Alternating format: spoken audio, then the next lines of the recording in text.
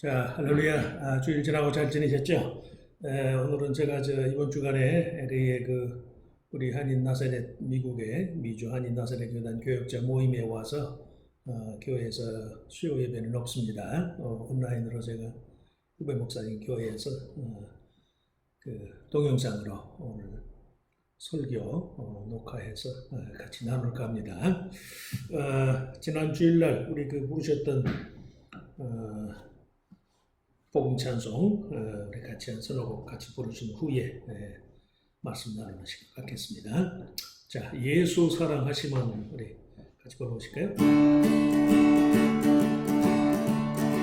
예수 사랑하시는 거룩하신 하나님세 우리들은 약하나 예수 권세 많도다 날 사랑하시니 날 사랑하시니 성경에 써있네 나를 사랑하시고 나의 죄를 다 씻어 나를 돌려주시고 들어가게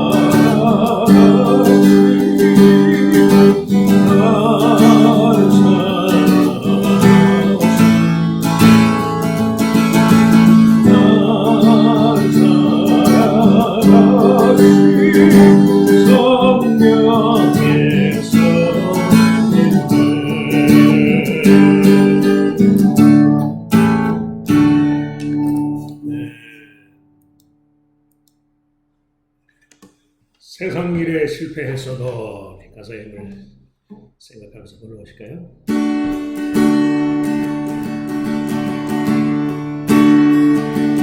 세상 일에 실패했어도 절망하지 마라 내가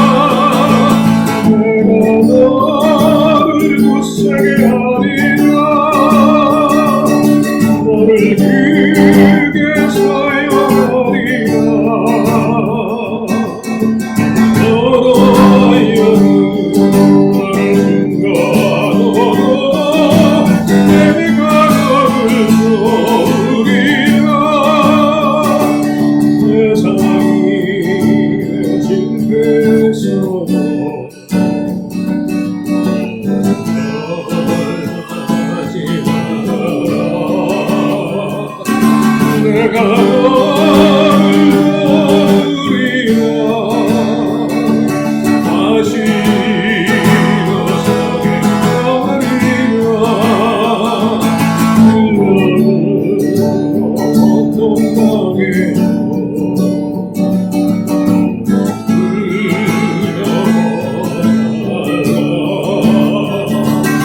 내가 너를 부르리라 다시 일어서게 하리라 감사는 물을 내며 내 눈으로 간구하는 너희의 기도를 내가 외면하랴 나는 너와 함께하는 너의 하나님 되미니 그런 손으로 붙들리라 내가 너를 굳세게 하리라 너를 길게 사용하리라 너의 나를 증거하고 내가 너를 도우리라 너를 사용하리라 너를 길게 사용하리라 너도 하여금 나를 증거하고 내가 너를 도우리라 내가 너를 도우리라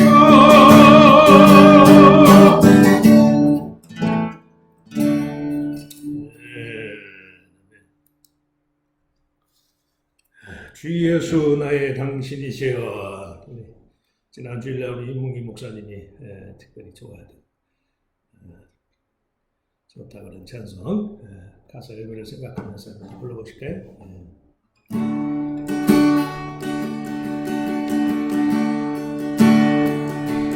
빛이 없어도 환하게 다가오시는 주 예수 나의 당신이여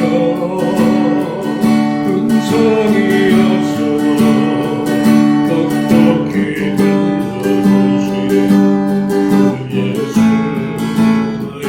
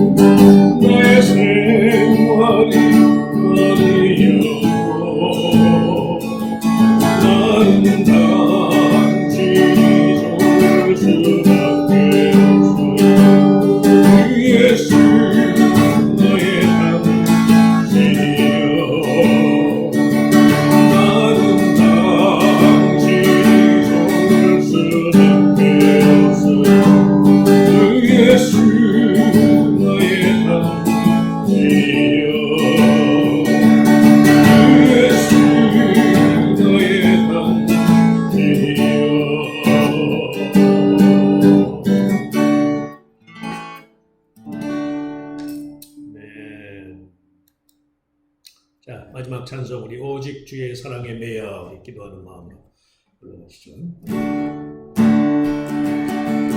오직 주의 사랑에 매여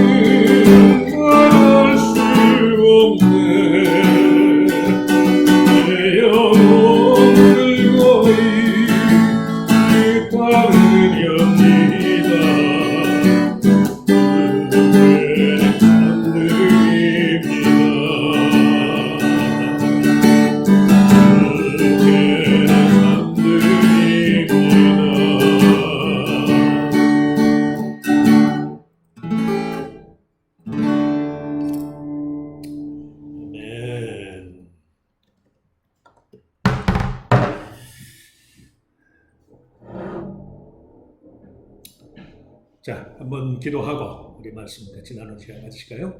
전능하신 하나님 감사합니다. 주일 지나고 사흘간 또 저희를 건강히 지켜주시고 이 시간 또 3일 기도회로 특별히 오늘은 또 동영상으로 온라인으로도 하나님 앞에 예배할 수 있게 해주심을 감사합니다. 심히도 어려운 시절을 저희들이 지내고 있습니다. 주님께서 저희의 모든 사정을 아시겠사오니 이 어려운 때에도 하나님의 자녀들이 변함없이 주님을 의지하고 사랑하고 주변이 어두울수록 더 환한 빛을 드러내는 광명한 샛별처럼 예수 그리스도를 생명의 구세주로 믿는 믿음이 우리 안에 그렇게 샛별같이 역사하는 줄로 믿습니다. 우리가 하나님을 향한 믿음의 의지를 포기하지 않는 한 하나님이 먼저 우리를 포기하거나 버리시는 법은 없는 줄로 믿습니다. 그것이 하나님의 아들, 하나님 자체이시고 하나님 외아들이시고 인류의 구세주가 되신 그리스도께서 친히 인간의 몸을 입고 이 땅에 오셔서 나를 위해서 육신의 고통, 마음의 상함, 그 영혼의 괴로움을 감당하신 줄로 믿습니다. 그리스도가 나의 개인적 구세주가 되는 한 성도로서의 내 삶에 잠깐의 실망과 인생의 실패와 또 우리들 자신의 불의함으로 인한 잘못과 실수는 있을지언정 하나님을 향한 영원한 절망은 내게 없습니다. 그런 마음으로 우리 주님을 신실하게 의지할 수 있게 하시고 또 항상 우리보다 먼저 우리의 처지를 아시고 이해하시고 살피시고 도와주시고자 하는 긍휼의 풍성하신 하나님의 마음을 헤아려서 삶의 놀이를 자꾸 하나님의 은혜와 사랑의 품에서 멀어지도록 한다 할지라도 주를 향한 변함없는 사랑의 의지가 우리 가운데 역사하게 하시기를 빌고 원합니다. 하나님은 이 세상에 있는 그 어떤 세력, 공중권세자본 악한 세력들, 믿는 자까지도 그 영혼을 실족하게 하고 하나님의 품으로부터 멀어지도록 해서 믿음의 가치를 무시하고 또 부인하도록까지 하는 그런 세상의 세력이 아무리 크다 할지라도 십자가를 통해서 외아들을 나를 위한 대속물로 내어주신 하나님의 사랑에 피할 바가 아닌 줄로 믿습니다. 세상이 어떤 식으로 우리로 하여금 하나님의 품으로부터 멀어지도록 강요한다 할지라도 그리스도 안에서 나는 영원히 주님의 것입니다. 그런 마음의 의지를 절대 포기하지 않고 10번, 20번 넘어진다 할지라도 넘어진 그 자리에서 다시는 예수 나의 구원자의 이름을 부르면서 힘차게 하나님을 향하여서 나아갈 수 있게 하시고 또 믿음의 끈을 붙잡는 주님의 자녀들이 다 되게 하여 주시옵소서. 그런 믿음으로 또 주일 지나고 지난 사흘간도 우리를 지켜주심을 감사하고 이 시간도 환경의 제약은 많이 있지만 영으로 하나님의 자녀들이 진리와 성령 안에서 주님을 예배하는 그 예배는 하나님이 언제 어떤 상황에서도 기쁘게 받으신다는 그런 믿음으로 자원하는 마음으로 이 시간 하나님 앞에 기도의 단을 쌓고 말씀과 찬양과 간구로 하나님의 도우심을 구하는 주의 자녀들을 만나주시고 성령으로 교통하여 주시옵소서. 우리의 기도가 항상 살아있게 하시고 내 생각, 내 감정, 내 의지가 아니라 하나님의 성령이 우리 안에서 말할 수 없는 탄식으로 우리를 위하여 친히 간구하심으로 말미암아 성령의 강권하심에 힘입어서 하나님과의 관계가 생생한 그런 정말 살아계신 하나님을 능력의 원천으로 삼는 믿음의 회복과 유지가 있게 하시기를 빌고 원합니다.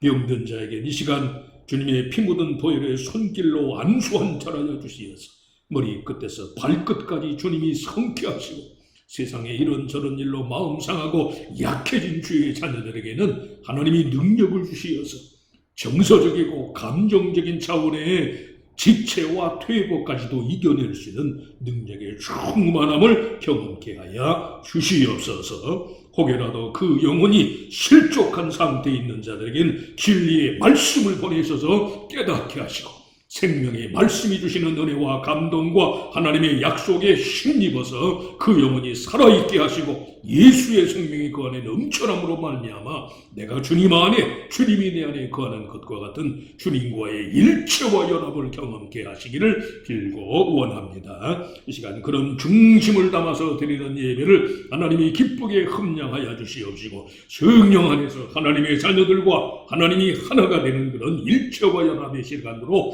축복하여 주셨고 성령 안에서 하나님과 하나 된 자들만 누릴 수 있는 마음의 평강과 능력과 희망과 감사의 능력이 넘쳐나는 귀한 시간이 되게 하여 주시옵소서. 이 한 시간 내내 주님의 성령에서 강권적으로 하나님의 자녀들을 감동감아 확신의 영으로 임하여 주시옵기를 바라옵고 감사하며 우리 주님 예수 그리스도의 이름으로 간절히 기도하옵나이다.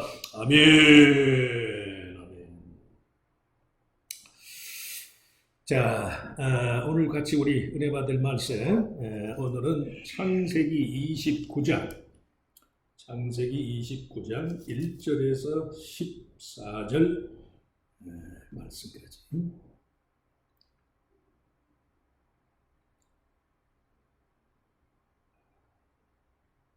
자, 창세기 29장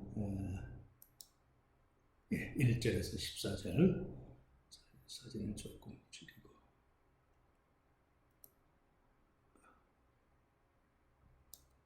자, 창세기 29장 1절에서 14절 같이 읽습니다.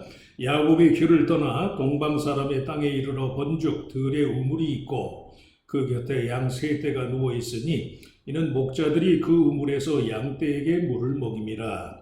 큰 돌로 우물 아귀를 덮었다가 모든 떼가 모이면 그들이 우물 아귀에서 돌을 옮기고 그 양떼에게 물을 먹이고는 우물 아귀 그 자리에 다시 그 돌을 덮더라. 야곱이 그들에게 이르되 내 형제여 어디서 왔느냐? 그들이 이르되 하란에서 왔노라. 야곱이 그들에게 이르되 너희가 나홀의 손자 라반을 아느냐? 그들이 이르되 아노라. 야곱이 그들에게 이르되 그가 평안하냐? 이르되 평안하니라. 그의 딸 라헬이 지금 양을 몰고 오느니라. 야곱이 이르되 해가 아직 높은즉 가축 모일 때가 아니니 양에게 물을 먹이고 가서 풀을 뜯게 하라. 그들이 이르되 우리가 그리하지 못하겠노라. 때가 다 모이고 목자들이 우물 아귀에서 돌을 옮겨야 우리가 양에게 물을 먹이느니라. 야곱이 그들과 말하는 동안에 라헬이 그의 아버지의 양과 함께 오니 그가 그의 양들을 치고 있었기 때문이더라.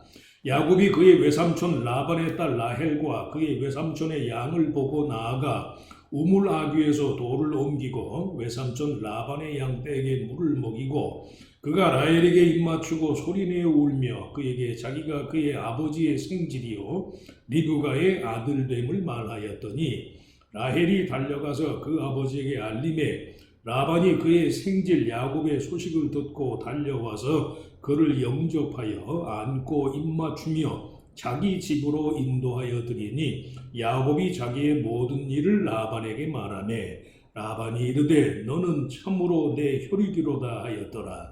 야곱이 한 달을 그와 함께 거주하더니. 아멘. 자, 창세기 29장 1절에서 14절 말씀, 29장 9절 말씀을 요절로 해서 그의 아버지의 양과 함께 오니라는 그런 제목이에요. 야곱이 그들과 말하는 동안에 라헬이 그의 아버지의 양과 함께 오니 그가 그의 양들을 치고 있었기 때문이더라. 창세기를 하나님의 부르심이라는 주제로 요약할 때 우리가 흔히 야곱의 삶을 갈등 속에서의 부르심이다라고 그렇게 정의할 수 있어요. 오늘 창세기 29장의 내용이 그런 내용인데 야곱의 평생에 걸친 삶이 갈등과 투쟁, 형 에서의 장자권을 빼앗은 일부터 시작해서 아예 야곱이 세상에 태어나던 그 순간부터 형의 발꿈치를 나왔다. 그래서 야곱의 이름이 움켜쥔다는 그런 뜻이라고 그랬죠. 그 정도로 야곱은 평생을 갈등 속에서 살던 사람이다. 야곱이 이제 차자로 둘째 아들로 태어났고 고대 중근동 사회에서 특별히 이스라엘 사회에서 아버지를 통한 하나님의 모든 그런 복이 장자 우선주의로 해서 장자권이라는 말처럼 장자들을 통해서 부모의 복이 계승되는 그런 시대니까 차자로 태어난 억울함 또 인간적인 그런 차별 이런 것을 몸소 겪은 인물인 것을 우리가 알 수 있는데 어떤 의미에서는 그 야곱이 인간의 보편적인 그런 어떤 식으로든지 간에 자기 자신에 대한 부족함과 타인에 대한 어떤 원망이나 피해의식 같은 걸 안고 살아가는 인간의 보편적인 그런 인간성의 한계를 드러낸 인물이라고 할 수 있어요. 그런 취지에서 야곱의 삶을 우리가 하나님의 부르심을 받기는 받았는데 그 부르심이 인간적인 갈등과 투쟁 속에서 성취되었다 해서 갈등 속의 부르심을 야곱의 생을 요약하는 그런 표현으로 갈등 속의 부르심이다. 이제 그런 갈등의 과정 속에서 야곱이 평생 그의 아내가 될 라헬을 만나는 것이 오늘 본문이 묘사하는 내용이에요. 평생에 걸친 갈등과 투쟁의 삶 한복판에서 하나님의 섭리에 의한 이끌림이 어떤 식으로 진행되는가. 성경에 있다 보면 야곱이 굉장히 특별한 그런 방식의 삶을 산 것 같지만은 그러나 그 면면을 살펴보면 지금 말씀한 것처럼 대부분의 인간이 조아야보를 포함해서 대부분의 인간이 야곱처럼 인생의 어느 한 면에 대해서는 항상 갈등의 여지를 안고 있다는 말씀. 물질적인 것이 됐건 인간관계에 속한 것이 됐건 그게 다른 어떤 내용이 됐건 간에 그래서 비단 야곱의 경우뿐만이 아니고 하나님의 부르심을 토대로 인생의 참된 의미와 가치를 추구하는 모든 그리스도인들의 삶 속에서 반드시 지켜져야 할 실행 원리, 갈등 속에 하나님의 부르심을 따라서 살아가야 하는 모든 그리스도인들이 지켜야 할 실행 원리와도 같은 것을 야곱의 삶 속에서 특별히 야곱의 정인이라고 할 수 있는 라헬을 만나는 과정을 통해서 우리가 이해할 수 있어요. 첫째는 성도의 발걸음을 최종적으로 인도하는 분은 하나님이라는 사실을 잊지 말아라. 그것이 야곱의 생애가 주는 교훈이, 특별히 야곱이 그 갈등 속에서 라헬을 만나게 된 그 사건을 통해서 주는 교훈이라고 할 수 있어요. 1절 말씀에 보면 야곱이 길을 떠나 동방 사람의 땅에 이르러 본즉 들의 우물이 있고 그랬는데 야곱이 길을 떠나 동방 사람, 이 동방이라는 건 야곱이 떠나온 본향, 아브라함, 이삭, 그 아버지, 할아버지가 살던 갈대아 우르 하란 땅을 의미하는 것이죠. 그런데 그 1절 말씀 그대로 야곱이 길을 떠나 동방 사람의 땅에 하란 땅에 이르렀다 그랬는데 이 동방, 동쪽이라는 말이 동쪽이라는 그 개념이 성경에서는 인간의 불순종과 반역 그리고 새로운 시작을 뜻하는 그런 의미로 사용된 것을 알 수 있어요. 에덴 동산에서 뱀의 유혹을 받아가지고 선악과를 따먹은 아담과 이브가 에덴 동산에서 쫓겨난 후에 에덴 동편에 거하였더라. 창세기 1장에 그런 내용이 나와요. 또 그런가 하면 노아의 후손들이 점점 동쪽으로 옮기다가 신할 평지를 만났고 거기서 바벨탑을 세우면서 하나님 앞에 도전하는 식의 반역을 일삼았다. 성경의 여러 군데에서 동방 사람은 가나안 이민족과 동일시되고 이스라엘 백성의 구원 역사 전체를 살펴보면 구약 성경의 마지막 부분이라고 할 수 있는 포로 후기 예언서에 하나님의 징계를 받은 유다 백성들이 동쪽 바벨론으로 유배가 되었다는, 바벨론이 실제로 지구상의 이 지도를 보면 이스라엘 동편 쪽에 위치해 있으니까. 또 그런가 하면 그 출애굽기에 모세가 홍해를 가르고 밤새도록 이스라엘 백성들이 홍해를 건너가는 그 홍해를 가르는 기적 중에 보면 물 한가운데 사람이 육지처럼 걸을 수 있는 길이 나고 양쪽에 물이 벽이 섰는데 하나님이 밤새도록 동풍을 불어서 홍해를 가르도록 하나님이 그 역사하는 것을 알 수 있어요. 동풍은 하나님의 징계의 수단, 하나님의 백성을 억압하고 출애굽을 반대하는 애굽 백성에 대한 하나님의 징계의 수단으로 사용됐더라는 말씀. 애굽의 입장에서 보면은 출애굽의 역사 전체에게 죽음의 바람처럼 하나님이 동풍을 일으켜서 홍해를 가르고 또 그걸 덮어버리고 하였으니까 그만큼 동쪽이 의미하는 것이 하나님의 징계와 하나님의 인간의 불순종과 반역에 대한 하나님의 심판의 의미를 담고 있다는 말씀. 그런데도 불구하고 또 그런가 하면 동편이 갖는 의미가 성막과 성전의 입구를 하나님이 동편으로 마련해 놓은 것으로 알 수 있어요. 죄인들이 하나님의 임재의 자리에 나와서 제사와 제물과 예배를 통해서 죄를 사함받고 하나님의 자녀됨의 신분을 회복할 수 있는 그런 길을 하나님이 성막과 성전의 문을 동편으로 하나님이 마련해 놓으셨다는 말씀. 죄에 대한 하나님의 형벌과 보응 이후에 주어지는 삶의 기회와 용서의 의미를 담고 있는 거예요. 동쪽이라는 게 그런 의미를 담아요. 근데 오늘 말씀에 보면 야곱이 길을 떠나 동방 사람의 땅에 이르러, 이 길을 떠난다라는 표현이 히브리 동사에서 굉장히 그런 적극적이고 의지적이며 실천적인 그런 의미를 담고 있는 동사예요. 동방으로 향한, 동방은 지금 말씀한 것처럼 징계, 동쪽은 하나님의 징계와 하나님의 형벌의 여지들을 담고 있는데도 야곱이 동방으로 향하는 모습을 오늘 말씀에 야곱이 길을 떠나 동방 사람의 땅에 이르러 아주 진취적인 모습으로 표현을 하고 있어요. 이 표현을 통해서 비록 야곱이 이전까지는 형의 장자권을 탈취한 그런 죄악성에도 불구하고 앞서 그 28장의 내용에 보면 이삭이 그렇게 물론 야곱의 행위가 늘 자주 말씀하지만 형을 속여서 장자권을 빼앗고 아버지를 속여서 음식을 아버지에게 갖다 주면서 자기가 애서인 것처럼 그렇게 해서 장자에 해당한 아버지의 축복권을 빼앗은 그 야곱의 행위까지도 잘했다는 말이 아니고 그건 누가 봐도 잘못된 것이지요. 그런데 잘못을 범한 이후에 성도가 어떤 선택을 하고 어떤 삶을 사는가 그게 더 중요하니까. 성경이 말씀한 게 야곱 경우뿐만이 아니에요. 믿음의 조상들에 대한 모든 성경의 묘사가 그들을 다 잘했다고 미워하는 구석이 하나도 없어요. 너나 할 것 없이 다 죄인이에요. 아브라함도 마찬가지고 무슨 야곱도 마찬가지고 모세도 다윗도 인간은 다 죄인이야. 그러나 그 죄를 범한 후에 그런 모진 죄악성에도 불구하고 하나님의 용서의 은혜의 부르심을 어떻게 받아들이고 그 은혜의 기회를 어떻게 다루고 어떻게 귀중히 여기고 어떻게 그것을 순종하는가, 거기 그 여부에 달려있다는 말씀이에요. 그래서 비록 동방이 하나님의, 지금 야곱이 형 에서의 칼을 피해서 도망하는 거잖아요.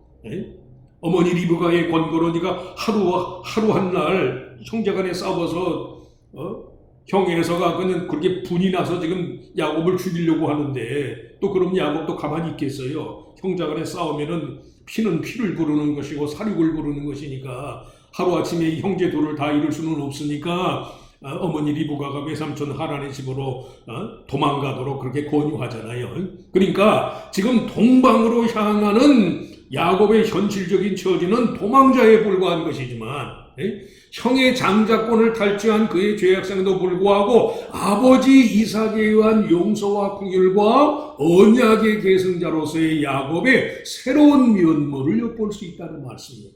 비록 죄를 범하고 그 형 에서의 죽음의 칼을 피해서 도망하는 처지이지만, 그럼에도 불구하고 하나님의 은혜를 구하고 하나님께서 죄에도 불구하고 용서해 주시기를 청하고 하나님의 은혜 안에서 새로워지기를 바라는 그런 야곱의 변화된 모습을 동편으로 향하는, 동방으로 향하는 야곱의 발걸음에서 성경이 묘사하고 있는 것이다. 창세기 28장 3절 4절 말씀해 보면 이삭이 기왕에 일이 이렇게 되었으니까 에서가 장자권을 소홀히 하고 판축 한 그릇에 동생 야곱한테 그 장자권을 팔았다고 그랬잖아요. 그러나 또 그 동생 야곱은 어쨌든 하나님의 언약의 복을 계승하려고 그렇게 아버지를 속이고 형을 속이면서까지 장자권을 가로채서 이미 장자권에 해당한 복은 야곱에게 주어졌단 말씀이, 한 번 하나님 앞에 소원하고 복으로 내뱉은 기도를 이삭이 다시 주워 담을 수는 없으니까, 그래서 도망자의 처지가 돼서 하란 땅으로, 외삼촌이 있는 하란 땅으로 도망하는 이삭에게, 이 야곱에게 이삭이 침상에서 창세기 28장 3절 4절 말씀해 보면 이런 말씀으로 언약의 계승자로서의 복을 아버지 이삭에게, 이삭이 야곱에게 허락을 해요. 전능하신 하나님이 내게 복을 주시어 네가 생육하고 번성하게 하여 네가 여러 족속을 이루게 하시고 아브라함에게 허락하신 복을 너에게 주시되 너와 함께 네 자손에게도 주사 하나님이 아브라함에게 주신 땅 곧 네가 거류하는 땅을 네가 차지하게 하시기를 원하노라. 지금은 도망자로서 네가 형의 칼을 피해서 하란으로 달아나야 하지만 언젠가는 하나님이 너를 다시금 이 가나안 땅에, 일찍이 너의 할아버지였던 아브라함이 하나님의 부르심을 따라서 하나님께서 유업으로 주시마 약속하신 이 가나안 땅에 와서 이 땅을 약속의 기업으로 얻고자 했는데 그 땅을 하나님이 너에게 주실 것이다. 이삭이 이 약속을 한다는 말씀이에요. 그래서 비록 형을 속이고 아버지를 속이는 그 모진 죄를 범한 것은 사실이지만, 그럼에도 불구하고 하나님이 주신 은혜를 야곱이 그런 마음으로 받아들이고 그 마음으로 지금 동방 하란 땅에 야곱이 이르게 되었더라. 이 말씀이 무슨 뜻이냐? 처음 말씀한 것처럼 인간은 다 불의한 거예요. 한 번은 다 넘어진 거예요.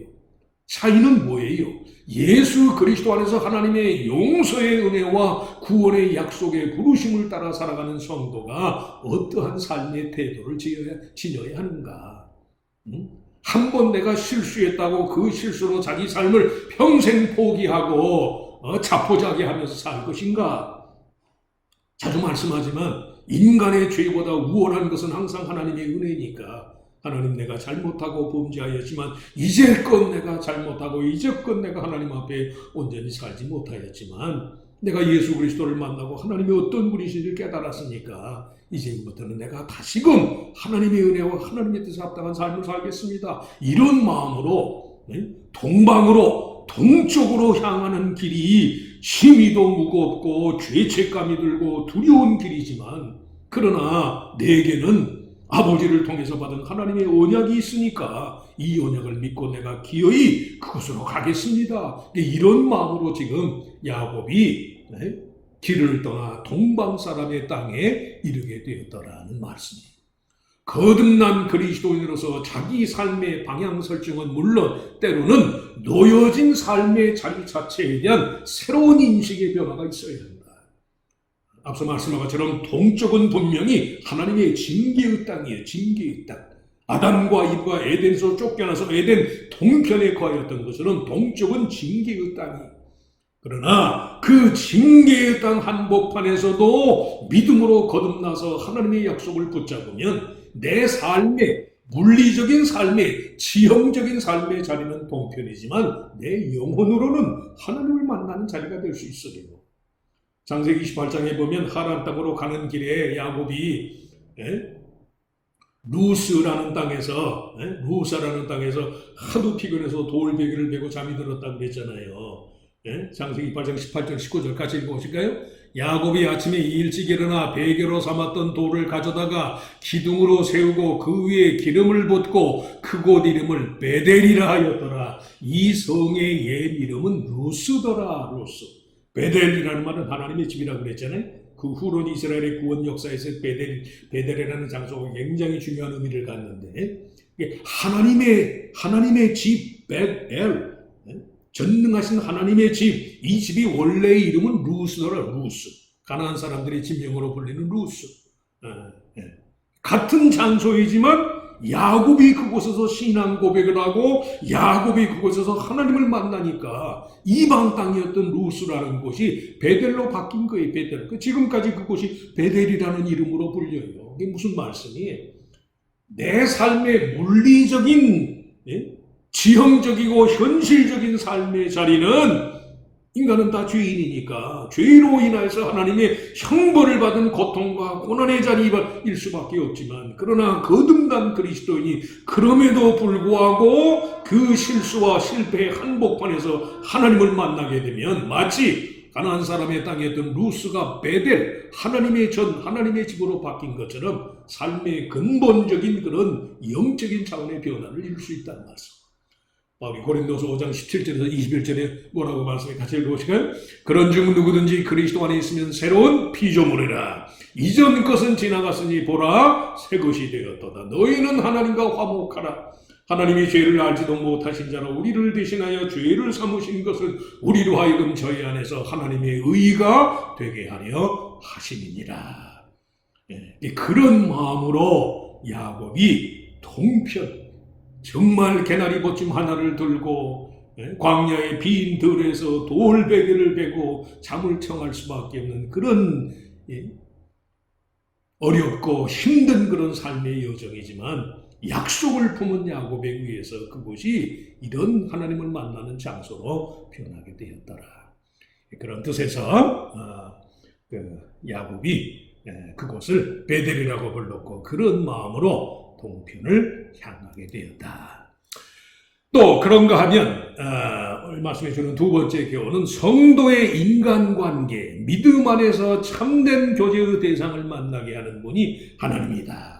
두말할 나이도 없이 하란 땅에 이르러서 야곱이 그곳에서 라헬을 만나게 되는 자. 오늘 보면 6절 말씀에 다시 한번 읽어보실까요? 야곱이 그들에게 이르되 그가 평안하냐 이르되 평안하니라. 그의 딸 라헬이 지금 양을 몰고 오느니라. 동방 사람의 땅 하란 땅에 와서 우물가에 야곱이 섰는데 그 우물 옆에 양떼들이 있었다고 그랬어요. 어디서부터 왔습니까? 그랬더니 하란에서 왔는데 하란이 그 근처 가까운 지역이니까. 그런데 그 하란에 라반을 아느냐? 나홀의 손자 5절 말씀에 야곱이 그들에게 너희가 나홀의 손자 라반을 아느냐? 그들이 이르되 아노라. 그 라반은 우리가 잘 아는 야곱의 외삼촌 라헬의 딸이 지금 양을 몰고 이리로 오는 중이다. 그렇게 만나게 됐단 말씀. 보세요. 라헬과의 운명적인 만남, 지금 생면부지 일생에 처음 지금 이 라헬을 만나는 거예요. 야곱이 외삼촌 라반을 잘 아는 하란 사람들 그 목자들, 목동들과의 만남을 포함하여 그날 그곳으로 아버지의 양떼를 이끌고 온 라헬과의 만남을 주선한 분이 그분이 바로 하나님이시다. 이 역사적인 생면부지의 이 라헬을 야곱이 만나게 되니 역사적인 이 운명, 이 운명의 배후에 보이지 않는 하나님의 손이 작용을 하였더라는 말씀이에요. 야곱은 늘 집안 사람이었다고 그랬으니까, 집안에서 과기를 좋아했으니까 아마 양떼를 친 적이 없는 야곱이었을 거예요. 오늘 말씀에 그 하란 땅에서 온 목자들하고 이야기를 나누는 걸 보면 야곱이 우물을 사용하는 그런 그 사용법이 있어서 야곱이 문외한이었던 것을 알 수 있어요. 전혀 지식이 없는 거예요. 3절 말씀에 보면 뭐라 그래요? 모든 때가 모이면, 2절 말씀에 야곱이 본즉 들에 우물이 있고 그 곁에 양 세 떼가 누워있으니 이는 목자들이 그 우물에서 양떼에게 물을 먹임이라. 큰 돌로 우물 아기를 덮어도, 우물이 덮여있는 걸 보니까, 큰 돌로 덮여있는 걸 보니까 양떼가 있으니까 빨리 그냥 얼른 급한 대로 이제 양떼에 물을 먹이지 왜 그러고 있느냐 그랬더니 목자들이 3절 말씀에 뭐라고 그래? 모든 때가 모이면 그들이 우물 아기에서 돌을 옮기고 그 양떼에 물을 먹이고는 우물 아기 그 자리에 다시 그 돌을 덮더라. 그러니까 팔레스타인 지역에서 그 목자들이 양에게 물을 먹일 때 보면, 왜냐하면 그 우물에 돌을 옮기는 게 이게 보통 힘으로는 어려운 것이니까, 그러니까 최대한 가능한 한 많은 양떼들을 한데 모아서 한꺼번에 그 돌을 옮기고 한꺼번에 물을 먹인다는 게, 그런 그 목자로서의 양떼들의 물을 먹이는 일과 관련한 기본적인 상식조차도 없던 야곱이었어요. 그런 야곱이 하란 땅에 가서 목자들과의 대화를 통해서 그 순간에 라헬을 만나게 된 건 그만큼 하나님이 전적으로 배후에서 야곱과 라헬을 만나게 하신 분이다. 그런 의미를 담고 있단 말씀입니다. 근데 오늘 말씀에 보면 라헬이 여성의 몸인데도 불구하고 양을 모는 목자의 기능을 감당하는 것을 알 수 있어요. 6절 말씀에 야곱이 그들에게 이르되 그가 평안하냐 이르되 평안하니라. 그의 딸 라헬이 지금 양을 몰고 오느니라. 라헬의 흔치 않는 일이지요. 남성 중심의 사회에서 바깥 일은 남자들이 하고, 더군다나 양을 모는 거는 이건 대단한 체력을 요구하는 일이니까 여자들이 함부로 할 수 없는 일인데도 불구하고 이 아버지의 양떼를 라헬이 쳤다라는 건 라헬의 목자로서의 면모, 물론 라헬 본인은 아니지만 이스라엘 남편인 야곱이 장차 이스라엘 12지파의 조상이 될 것이니까 하나님이 그만큼 이스라엘 12지파의 조상이 될 야곱에게 가장 맞는 처자를 하나님이 준비하신 것이다. 가장 맞는 사람, 가장 적절한 때, 가장 적절한 장소에서 야곱으로 하여금 라헬을 만나게 해주신 분이 바로 하나님이시다는 말씀. 우리가 잘 아는 것처럼 야곱은 이스라엘 지파의 조상이 되어 야곱의 이름이 나중에 이스라엘로 바뀌잖아요. 야복강가에서 천사와 시름을 하다가. 근데 그 야곱이 새로 하나님께로부터 받던 그 이스라엘이라는 이름으로 이스라엘 12지파가 불리게 되었으니까. 그러니까 어떻게 그만큼 라헬의 목자로서의 면모를 성경이 잘 보여준다는 말씀. 그래서 하나님의 백성들의 인간관계를 주선하시는 분은 하나님이에요. 만나야 할 사람을 꼭 만나게 하시고, 또 그 반대로 친하지만 정말 내게 유익하지 않는 그런 인간관계를 정리할 수 있게 하시는 분도 하나님이에요. 인간관계의 모든 것을 하나님이 창조자이시고 역사의 주관자시라면 그냥 피상적으로 나와 상관없는 이 세상 역사뿐만이 아니고 하나님의 자녀로서 나의 개인적인 그런 인생의 모든 관계도 하나님이 주관하시니까, 장차 야곱의 이름으로 불리게 될 이스라엘 12지파의 후예는 그러기 때문에 여호와 하나님을 목자로 섬기면서 열방의 목자로서의 사명을 감당해야 한다. 아버지의 양떼를 몰고 오는 라헬의 모습을 통해서 어떤 의미에서는 그 라헬의 남편이 될 야곱 자신의 사명을 하나님이 일깨워 준다는 말씀. 이스라엘의 목자뿐만이 아니고 열방의 목자, 물론 하나님이 궁극적인 목자가 되시지만 창세기 12장 2절에 일찍이 하나님께서 아브라함에게 복을 주시면서 내가 너로 큰 민족을 이루고 너에게 복을 주어 네 이름을 장대케 하라니 너는 복의 근원이 될지라. 목자의 사명이잖아요. 양에게서는 목자가 복 중에 복이니까 목자가 없는 양은 죽음이에요. 죽음. 양은 이게 방향 감각이 없는 동물이니까 목자가 있어야만 양에게는 생명이 있고 은혜가 있잖아요. 성도는 예수 그리스도의 개인적 만남을 근거로 해서 모든 사람들과 더불어 복된 교제와 생명의 사귐의 의무를 감당해야 할 사람들이다. 좋은 사람들과의 만남을 추구할 뿐만이 아니라 자기 스스로 복된 사람이 되어야 한다. 그래서 하나님이 야곱에게 라헬을 만나게 하셨다는 말씀.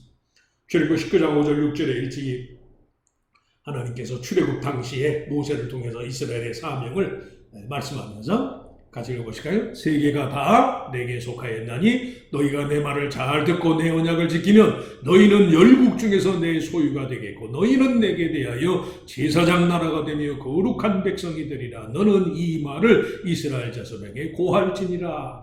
이사야 61장 6절에는 오직 너희는 여호와의 제사장이라 일컬음을 얻을 것이라. 사람들이 너희를 우리 하나님의 봉사자라 할 것이며 너희가 열방의 재물을 먹으며 그들의 영광을 얻어 자랑할 것이며 이스라엘의 사명, 이스라엘의 산.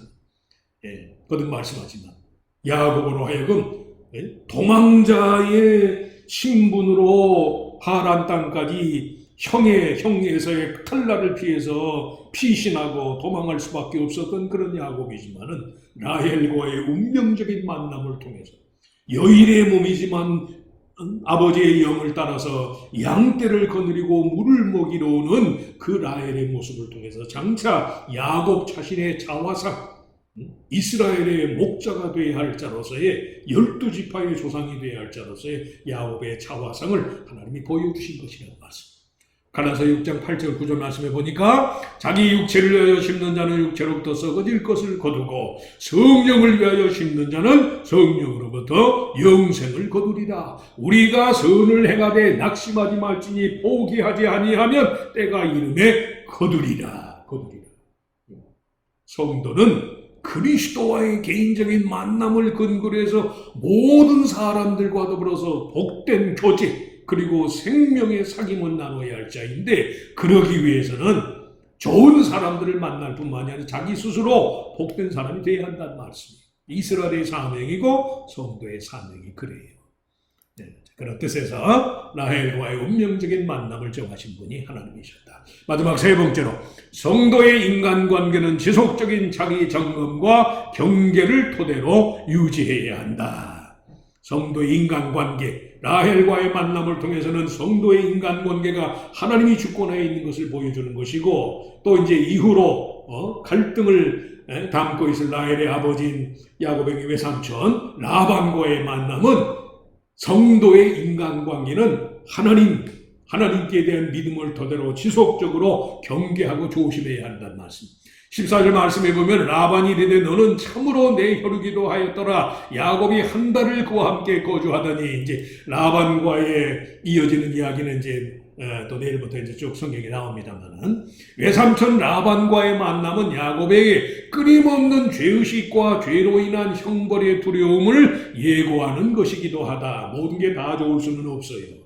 인간관계가 하나님의 복이지만 그 복을 누리기 위해서는 어떻게 해요? 조심할 건 조심하고 은혜 안에서 우리가 관계를 유지해야지 좋은 사람 만났다고 해서 그냥 자기 마음대로 해버리면은 인간관계에 파탄나게 돼 있어요. 14절 말씀에 라반이 너는 참으로 내 혈육이로다 그랬는데 이 라반의 말에 내포된 인간성 자체의 불안과 기만, 타락의 요소를 경계해야 한다. 혈육이라는 말.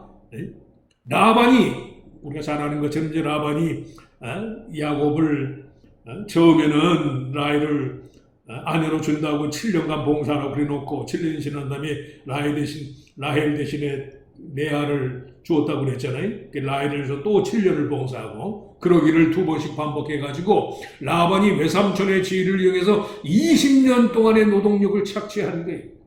물론 야곱이 자초한 것이기도 하고 또 그렇게 야곱이 형을 속이고 아버지를 속였으니까 그 일로 인해서 자기가 얼마나 큰 잘못을 행하였는지 하나님이 깨우치도록 하기 위해서 하나님께서 섭리 가운데 허락한 것이긴 하지만 그런 것처럼 성도의 인간관계의 파탄이 대부분 뭐예요? 서로 간의 친근함을 빌미로 하는 이해관계에서 초래된다는 점을 명심해야 한다. 그래서 인간관계가 하나님의 은혜이고 축복이기도 하지만 그 축복의 인간관계를 하나님의 뜻대로 유지하지 않게 되면 때로는 그것이 하나님의 복보다 자기 자신에 대한 실망과 손해와 억울함을 끼치게 되는 그런 여지들도 많더라는 말씀이에요. 그렇기 때문에 친근함이 죄성의 여지가 되는 일이 없어야 한다. 믿음 생활하면서 하나님과의 관계도 물론이지만 영적인 것도 마찬가지예요. 신앙생활을 자꾸 이렇게 타성에 젖어가지고 예배는 매일 드리는 것인데 하면서 예배를 소홀히 하는 사람이 있는데 그것도 역시 하나님과의 관계에서 친근함의 죄성이 되는 거예요. 그렇잖아요? 정말 살아계신 하나님 앞에 순간순간 최선을 다하고 두려움과 떨림으로 구원을 이루는 삶을 살아야 하는데 예배에 익숙하고 그 영적인 분위기에 친숙하다는 이유로 그 가치를 소홀히 하게 되면 친근함이 죄성의 여지가 되는 것. 하나님과의 관계, 인간관계도 마찬가지죠. 그래서 마가복음 9장 49절에 주님께서 구약성경 말씀을 인용하면서 사람마다 불로서 소금 치듯 함을 받으리라.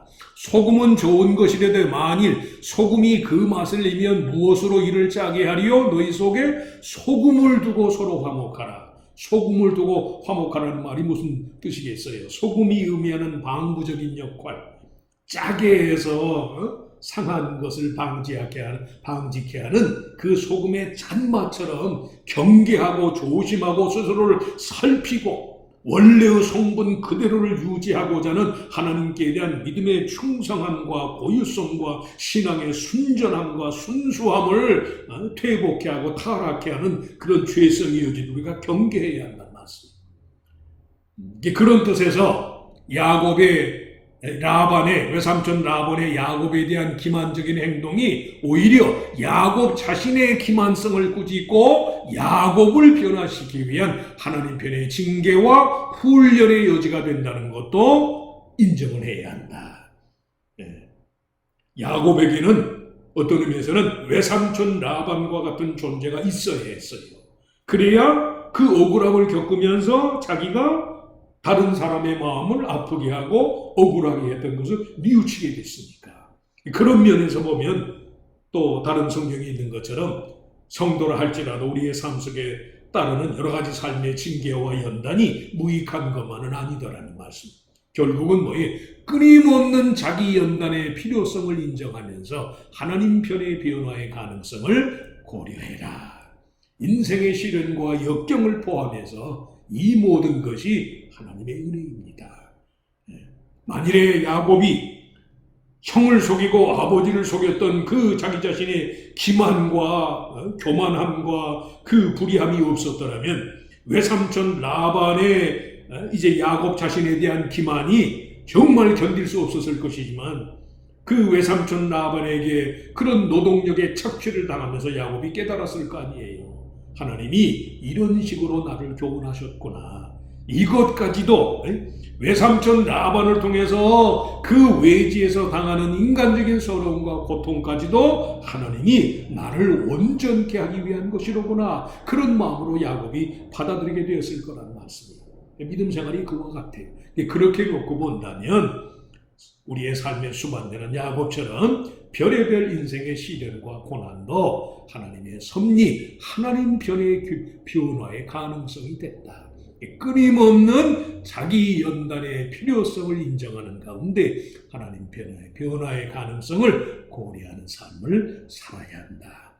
이것이 야곱의 생애 전체에 걸쳐서 특별히 창세기 29장의 라헬과의 운명적인 만남을 통해서 하나님이 주시는 교훈이라고 할 수 있어요. 그런 마음으로 하나님의 섭리 안에 있습니다. 또 하나님이 이 일을 주도하셨으면 결코 하나님의 일에는 후회함이 없습니다.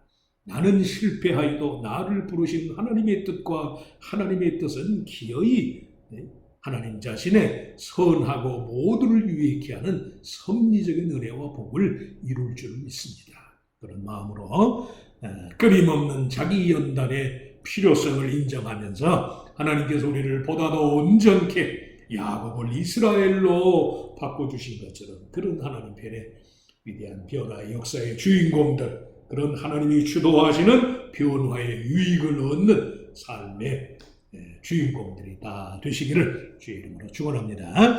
하나님 감사합니다. 갈등 속에서 하나님의 부르심을 받은 야곱의 생애를 통해서 우리를 교훈하심을 감사하고, 어떤 면에서는 참 요사이처럼 성도라 할지라도 사는 것 자체가 갈등과 투쟁의 연속인 것만 같은 이런 상황 속에서 그 무엇보다 야곱이 경험하고 야곱이 성취하였던 하나님의 부르심을 우리 모두가 필요로 하는 줄로 믿습니다. 야곱에 대해서 더 잘 배우게 하시고 야곱과의 일체화를 통해서 정말 하나님께서 저를 새롭게 하신 것처럼 우리를 온전히 변화시키는 은혜가 있게 하시기를 빌고 원합니다. 인간의 모든 만남을 주관하시는 분은 하나님이십니다. 그것의 궁극적인 유익을 정하시는 분도 주님이신 줄로 믿습니다. 섣불리 내 위주로 판단하고 생각하는 어리석은 자가 되지 말게 하시고 하나님의 때에 하나님의 정한 방법대로 그의 자녀된 나에게 가장 유익하고 복되게 하나님이 이루실 줄을 믿습니다. 지금은 내게 많은 시련과 연단과 땀과 눈물을 하나님이 강요하시는 것 같지만 그 속에는 내가 미처 알지 못하는 나보다 나 자신에 대해서 더 상세히 알고 계시는 전지전능하신 하나님의 축복의 섭리와 유익이 그 안에 내포된 줄을 내가 믿습니다.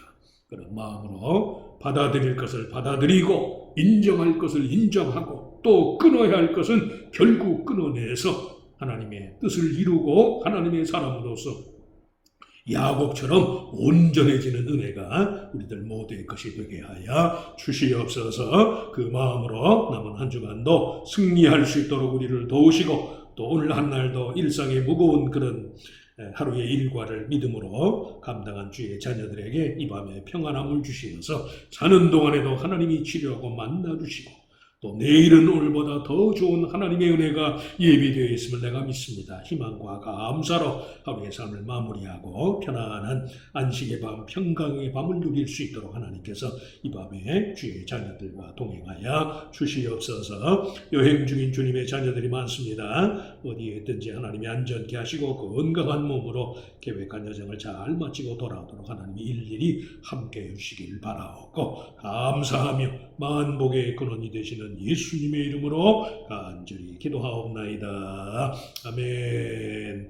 하늘에 계신 우리 아버지여, 이름이 거룩히 여김을 받아오시며 나라의 마옵시며 뜻이 하늘에서 이루어진 것 같이 땅에서도 이루어지리이다.